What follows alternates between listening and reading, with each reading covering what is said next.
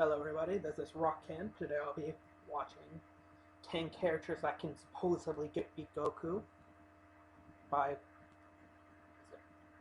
Viral Visions. Okay, Viral Visions, let's see what you got.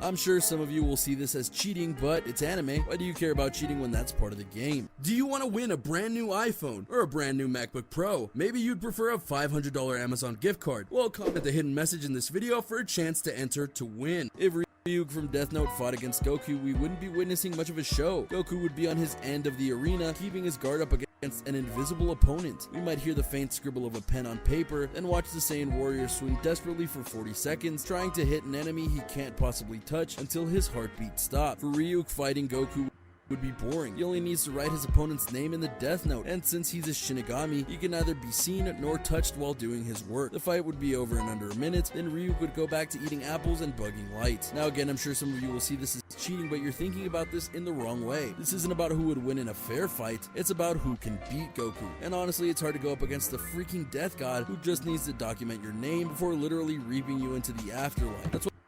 Okay, a few notes here. One, you're assuming that this thing would know Goku's name. There's no reason for it to know Goku's name, especially since you need their actual name. Not a alias, not side name, not nickname. You would need the name Kakarot.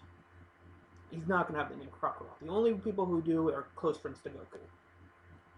Second of all, you're assuming that Goku wouldn't be able to sense his ki. He's a very powerful being.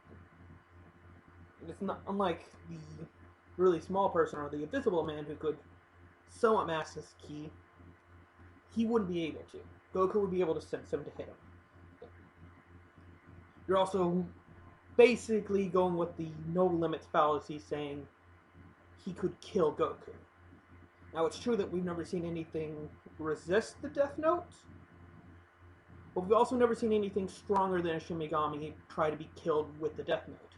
And the fact that we know that Shinigamis can't be killed with the Death Note shows that it's not a guaranteed thing. Now, you could argue that Shinigamis can't die because they're dead, but that's still saying, but you still would have to assume that they can kill anything more powerful than them, which is just ridiculous. They've only ever killed humans.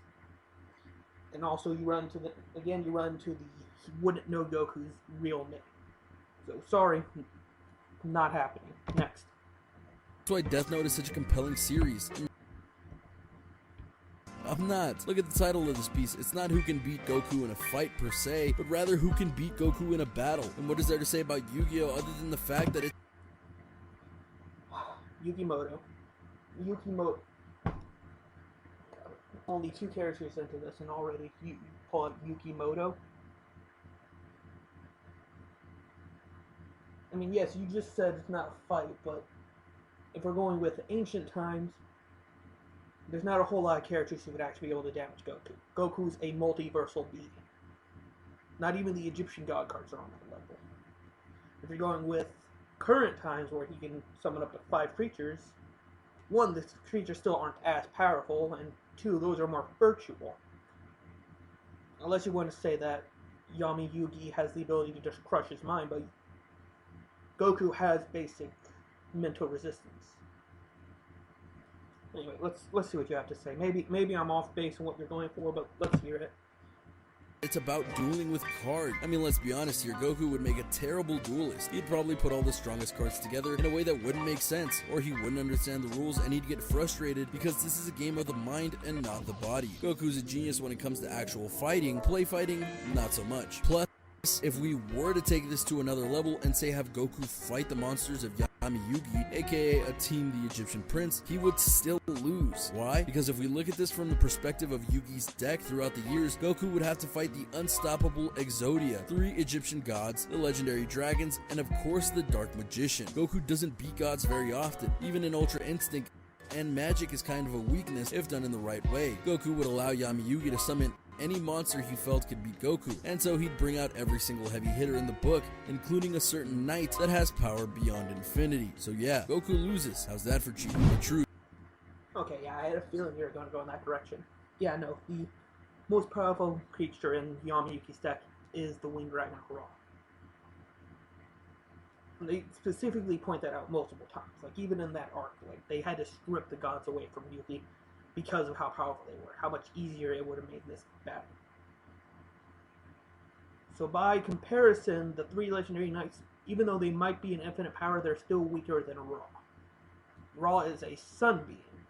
Now, granted, that's running into the fallacy saying, well, that's your title, therefore that's as strong as you are. We've never seen anything that would imply that the Winged Dragon Ra is even planetary. Even when he got summoned back in Egypt in the final arc, he was barely able to kill Bakura's monster.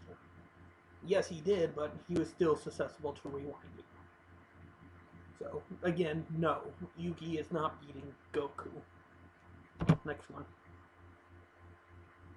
Heading now into the world of Full Metal Alchemist, we deal with one of the most unique and complicated characters in anime that we honestly don't know the full extent of its powers, the Truth. For those who don't know Full Metal Alchemist, I'll do a brief recap. In the world that they live in, alchemy is not only real, it's a true source of power that people can use to craft objects, reshape things at their will, and more. But there is one law you're not supposed to break, and that's human transmutation. If you do that, you'll open a portal to another world and find yourself facing the utterly complex being known as the Truth. What is the Truth? That's complicated. I just said so. Basically, he's the god of this world, and he has no problem taking what you want in order to give you what you think you want. In short, no human transmutation ever really works because that's not how alchemy is supposed to go. Plus, to do such a thing, you have to sacrifice something very important to you. In the case of the Eric brothers, it's as part of all of their bodies. And that happened when they were kids. The Truth literally took their bodies from them and smiled as he did it. So, if the Truth was to somehow come out of his dimension to fight Goku, do you really think he would hold back? Especially when he sees that sometimes arrogant personality of Goku and his belief in strength? I don't think so. You'd want to take him down a peg just like he did with Eric's, the Dwarf in the Flask, and more. And don't hate me for speaking the truth. Alucard. Okay. Sorry, I meant to pause a little bit earlier before we got to this next one. I see Alucard. Already have problems here, but let's go with Truth. What can Truth do? Well, we know he's limited to a realm. And yes, you're taking him out of that realm so we can do this fight, that's fair enough. But what do we know that he can do? He can take alchemy and destroy bodies and all that. But you're going to assume that there's no limit to that. I mean, the only people we ever see him take down are beings who are limited to what they can do.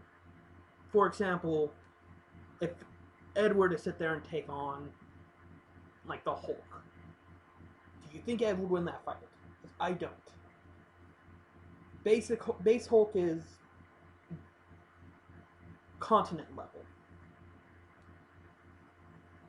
You see the problem here. Again, as I pointed out earlier, Goku's a multiversal being. Unless you're going with Kid Goku, which, whatever, fine. I guess Truth would beat him then. But if we're going with, right now, Goku, we're going with a multiversal being, taking on a being who can strip the powers and bodies of building level characters.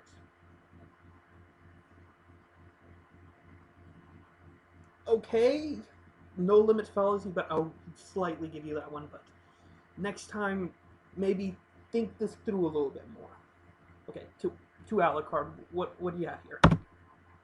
What good is a Kamehameha against an ancient immortal vampire? And no, I'm not talking Alucard from Castlevania, I'm talking Alucard from Hellsing, one of the most OP characters in the history of fiction. This guy is so strong that his power has never been tested. In fact, this bloodsucker has to hold back in every single fight he's ever been in. Not only is he ferocious, but Alucard is also exceedingly cruel, which is a major problem for Goku, because this means that while Goku is trying to figure out how to kill this vampire, he'll be dealing with increasingly devilish attacks and mental manipulation on a grand scale. His list of abilities is extensive, even in comparison to Goku's. He can regenerate even from being completely annihilated. He can become completely intangible, rendering Goku's punches and kicks practically useless, and he can shapeshift as well. In addition, he has senses that outmatch Goku's in every way, and has perfect accuracy in everything he chooses to do. To top it off, Alucard is a hemophage. He drinks blood. Between his insane power and underhanded capabilities, one bite would be all it took for Goku to become the slave, and knowing Alucard, he wouldn't even bite him until Goku is a blubbering wreck of a person from being beaten down so much. Alucard is so OP that the YouTube show Death Battle doesn't even know if they can put Alucard in one of their matches, which breaks down feats of power and more via real science and math because it's not clear how he even...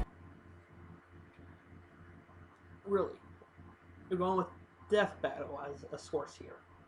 I hate to tell you this, but Death Battle's kind of a joke. Now, I watch Death Battle, I like what they have to say, but a lot of what they say is just straight up bullshit. And as far as Alucard's power set goes, yes, he has a lot of them. Regenerate, can fly, he becomes somewhat intangible. If he could just become intangible, then even like his fight against Alexander would have been fucking easy. And as far as your claim that he's never gone full out, again, Alexander, he went full out. Can't tell me he didn't. Go watch that fight. It was struggle. But you also seem to be forgetting about the fact that Alucard's main way of fighting is guns. Guns that can impressively destroy walls. Kid Goku could do that. Do you see the problem here? And again, this is something that you go throughout this entire list. You keep sitting there going, this person's impressive, but you refuse to look at what Goku can do. Alucard has a limit on his regeneration. It's not unlimited like Majin Buu's or Cells. He's only got like 1 million souls in there, and the second those are gone, he's dead. His first form isn't going to be able to beat him. He's going to have to go to Form 0. Form 0 leaves him completely open. If he dies in that form, that's it. You want to tell me Goku couldn't kill Form 0 Alucard?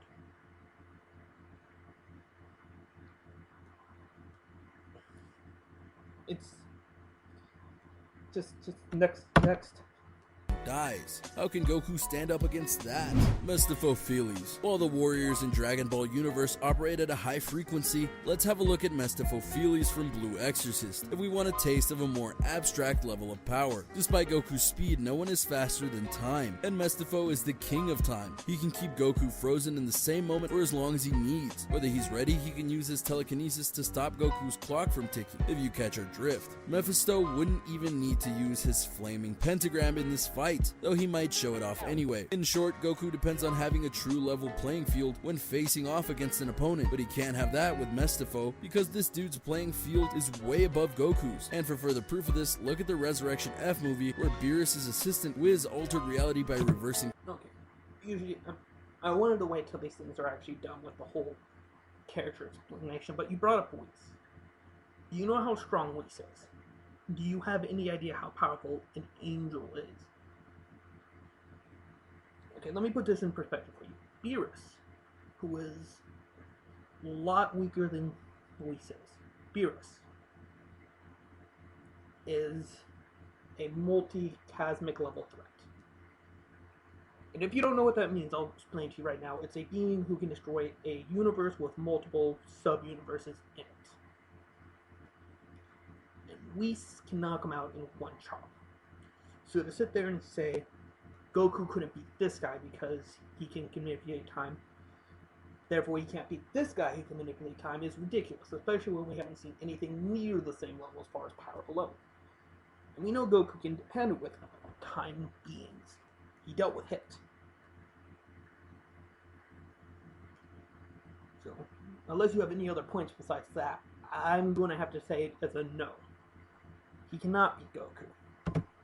Time back a few minutes. Goku can't do that, and he couldn't stop it if he wanted to. Plus, earlier in that same movie, Goku couldn't even lay a hand on said assistant, and he wasn't even using his time-stopping abilities. So yeah, against Feelies, thumbs up. Ichiryu, don't let the fact that he seems like a senior citizen fool you. Ichiryu is one of the most powerful anime characters ever. Regarded to be the strongest man alive, he also loves to eat, and not just any food, but awesome food, especially waffles. Much like Goku, Ichiryu also trained under a god. In several fights, Ichiryu has emerged completely unscathed, whereas Goku has never once come out of a fight completely unharmed. Like Goku, he can also fly and walk on water as well, lending to the fact that he always has a few tricks up his sleeve. He also regenerates even to the point of returning lost limbs to fighting strength within just a few moments. Goku can't do that. In fact, several battles against lesser opponents such as Captain Ginyu ended with Goku losing because his body has limits that even he can't overcome. So facing off against a guy like Ichiryu is a bad idea for Goku. Then again, not unlike a certain character we're going to talk about later, he could be a great sparring partner, Kenshiro. Okay, I don't know anything about that character, so he might be strong enough to beat Goku. I doubt it, though. And I'm going to say it because this. Has this guy ever tanked a planetary level attack? Because if your answer is no, then there's no evidence, even if he could. Goku has tanked universal level attacks. He can take hits from beings like Kid Buu, Beerus, who are stated in the show to be that level. And considering that in Dragon Ball, your durability and your power usually are linked up some way, that would mean Goku would also be universal in power. So unless this guy can take universal hits, it does him no good. Forget about the planetary thing I said earlier. Even if you could prove he's planetary, it does nothing towards the universal speed that I just pointed out. You gotta be thousands upon thousands of times stronger in order to get to that point.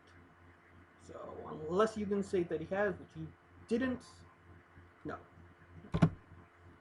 The Fist of the North Star has a very good resume. Mainly, he can defeat you with a single punch. That sounds familiar. But unlike a certain other One Punch Man, Kenshiro does it in a lot more style. Kenshiro is a boss when it comes to martial arts, and Goku would find a very good challenge in him. The problem, though, lies in the style of combat they employ. While Goku is a very traditional martial artist, Kenshiro has secret knowledge of the body and its pressure points, and thus can literally kill a person with a single punch, walk away, and then their bodies explode. Not to mention, Kenshiro is able to walk through falling buildings without so much as a scratch, is able to summon illusions of himself, detect the auras of opponents, and more. So don't try fighting Kenshiro, Goku, you're already dead. Naruto. Oh yeah, it's on now. Okay.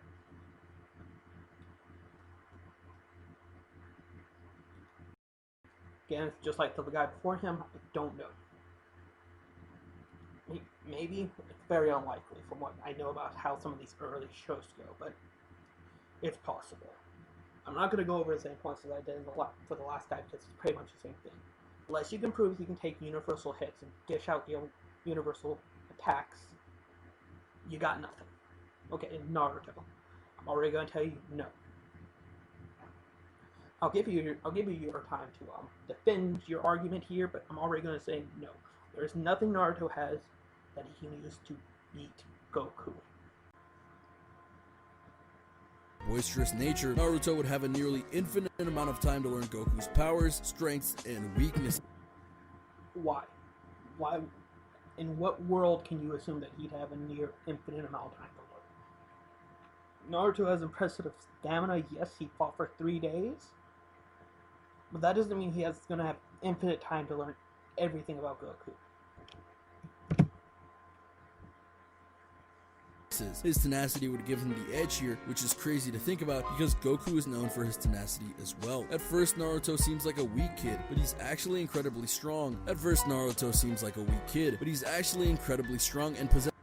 a vast array of abilities thanks to the numerous forms and skills he's learned across his ninja training and battles. He's also known to be capable of destroying an entire moon. In many ways, Goku and Naruto are similar because they are known to be men achieving goals that depend on strength. Naruto may not be able to withstand all of Goku's power in a direct hand-to-hand fight. It stands to reason that his tenacity and nearly infinite stamina and energy would allow him to withstand Goku's onslaught as well as to dish out quite a bit of damage on his own.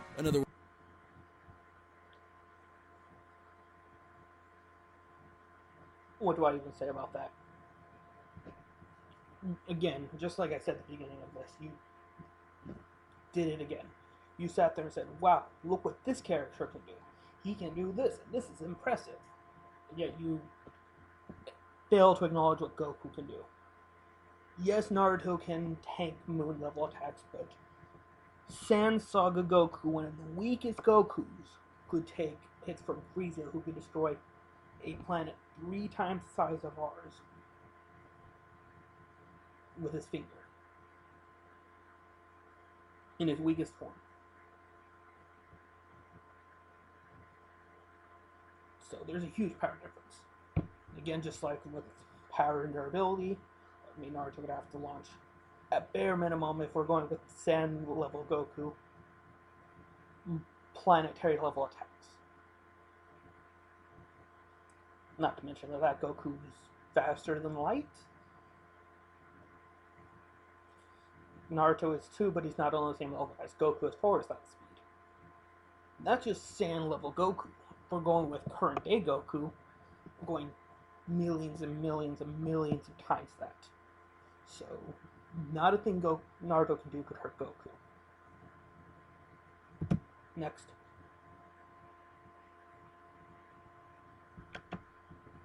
Way of thinking about this is thus. Naruto's signature technique is his shadow clones, where he can make copies of himself that not only act like him, but have the same powers and abilities. They're actually slightly weaker than him, but again, it wouldn't matter if they were all even as powerful as him, as I pointed out just a minute ago.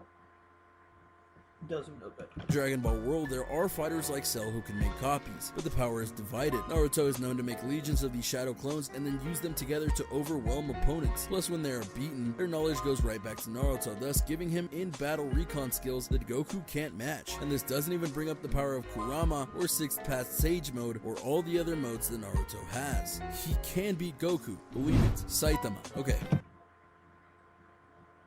Okay, next is Saitama, which is the whole reason I clicked on this video, but...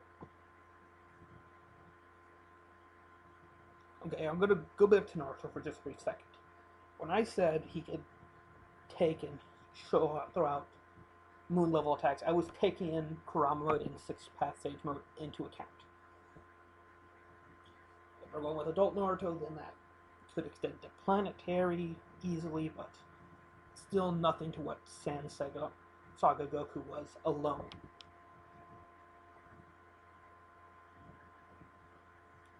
Even with the Shadow Clones, again, Goku's just so much more powerful than Naruto that it's just a stop at that point. So no, Naruto cannot beat Goku. Unless you're talking about Kid or Teen Goku, he's got nothing. Let's see what you have to say about Saitama. And please, for the love of God, do not commit to, we don't know what Saitama can do, therefore he's unbeatable, because I hear that argument so much it's getting tired of me. Just because you don't know what someone can do doesn't mean you know they are just unlimited. So, I'm going to give you the benefit of the doubt here. I'll give you the opportunity to say why you think Saitama could beat Goku. If you wish to discuss current major debates about who would win in a fight between anime characters, this list is currently everyone versus Saitama. The One Punch Man is a bit of a joke character in the grand scale of animes because while beings like Goku are known to be warriors who would continuously train to get better, Saitama's done training and thus can kill just about anyone with one punch and a blank expression on his face. The real problem with making this debate is simple. We really don't know how strong Saitama's is. His power is bonkers, yes, but he's intentionally holding himself back. Even his enemies note how he promises not to hold back, and then he does. Sure, if we're talking about pure fighting skill, Goku has him beat, but skill means nothing if one hit can kill you. Go home. Called it. I told you specifically, don't fall into that hole. Not only did you fall into it, you walked into it. You walked into it expecting there to be a cushion for you. Okay, let's say, for the grand thing of things, that Saitama is a million times stronger than what he was when he fought Boros. Do you know what the fusion multiplier is? It's your power level times the power level of the person you're fusing with. So let's say Goku and Vegeta are only as strong as, base form are only as strong as Lord Frieza's final form.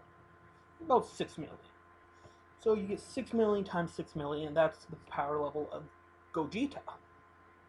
We now get to throw Super Saiyan 3 on there. Because if Gotenks can get Super Saiyan 3, Gogeta definitely can. I'm sorry, not Gogeta, Vegito. So we got Vegito being Goku times Vegeta times 300. Now you might be wondering, well, why is this relevant? We're talking about Goku here, not Vegito. Well, the reason why it matters is because Super Saiyan God Goku is way stronger than that Vegito. And then he gets Super Saiyan Blue on top of that. And then he gets Ultra Master Instinct, which pushes him even further. So we got a Goku, which at bare minimum is a star level being who's millions upon millions of times stronger than what he was at that point, versus Saitama, who at his highest you could say is just star level, and he might be millions of times stronger. If you really want me to push it as far as I'm willing to, you tell me who's more powerful. Somebody who's just a million times stronger than a star, or someone who's millions upon millions upon millions of times stronger than large star or level. It's not like Saitama has such a crazy move advantage either. All he has is physical attacks. Goku can attack at a range, he can seal you, he can use the Hakai and erase your existence. So I'm going to go with no. Gohan. This should be interesting. Let's see what Gohan can do.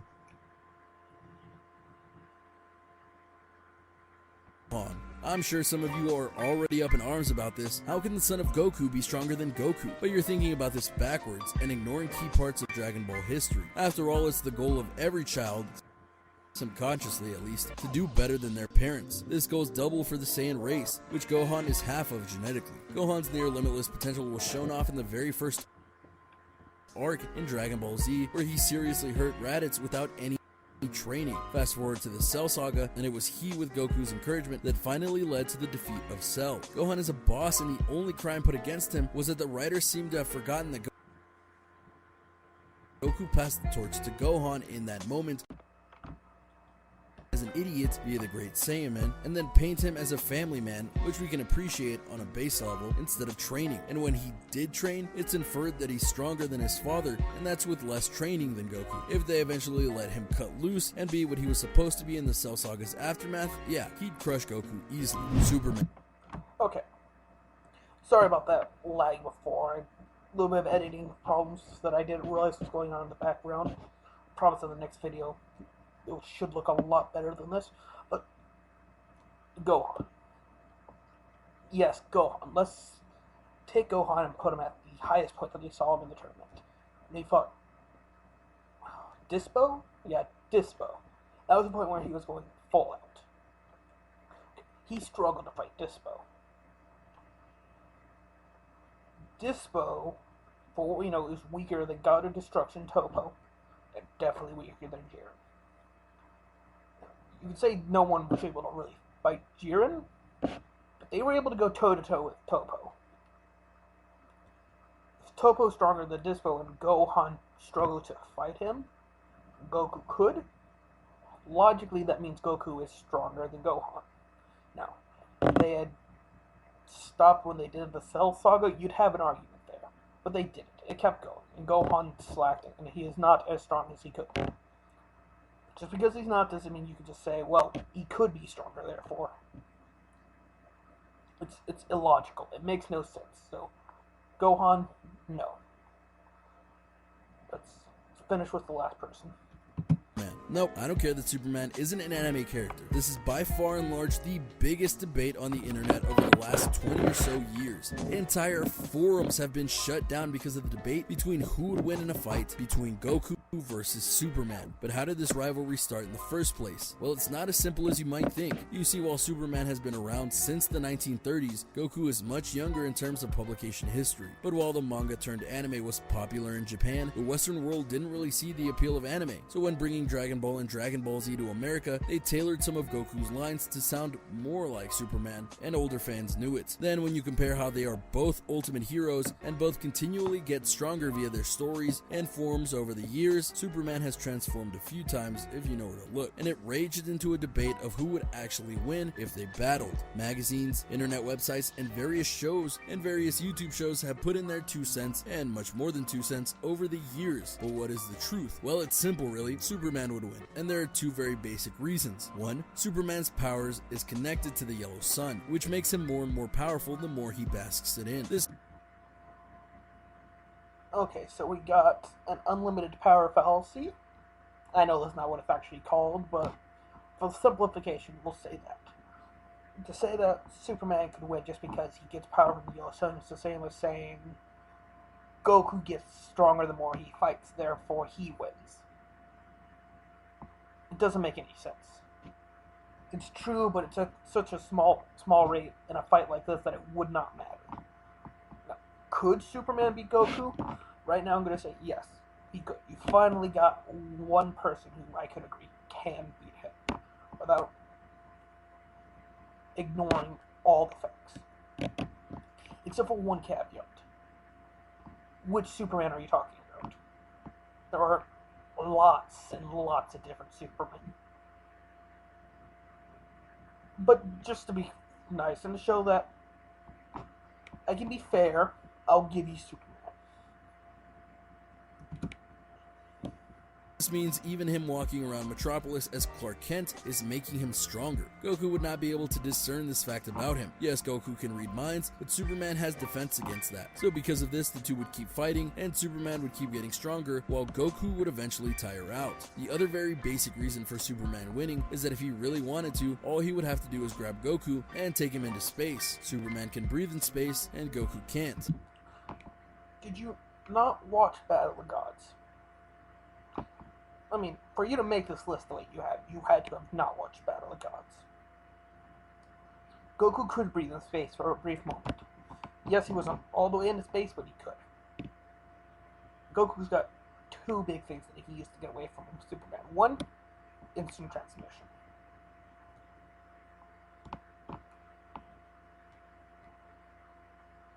And two, Goku can fly. He's also capable of flying. It's not like Superman can just grab him and fly up like he could with, like, Batman. Goku's going to be able to fight back. If he gets out of his grip, he's going to be able to get back down to Earth. So again, doesn't do a whole lot. And we know sand biology is not the same as human biology. They can hold their breath underwater. We've seen Goku on the moon and survive.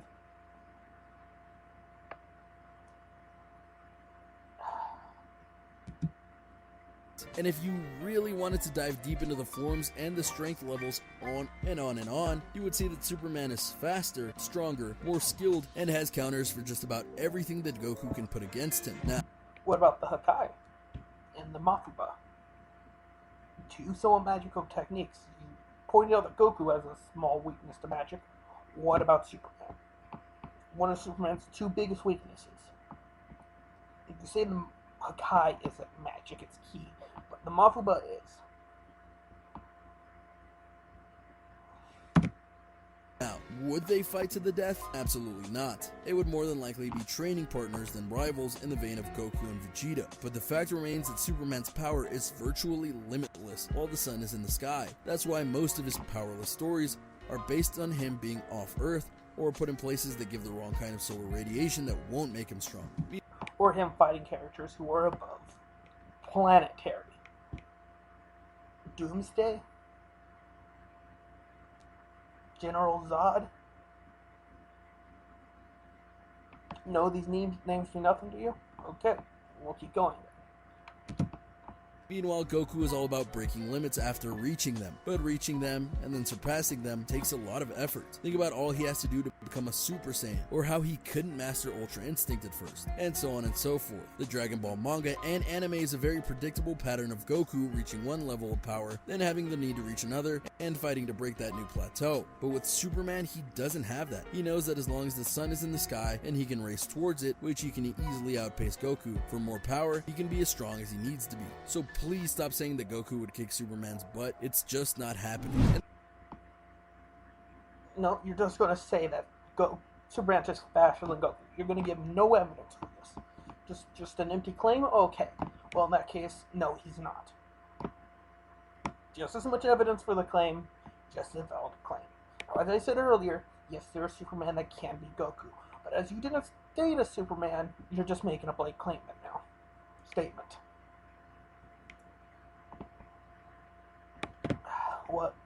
What a fun video this has been. You can tell this person's not an anime fan. They just the words needed.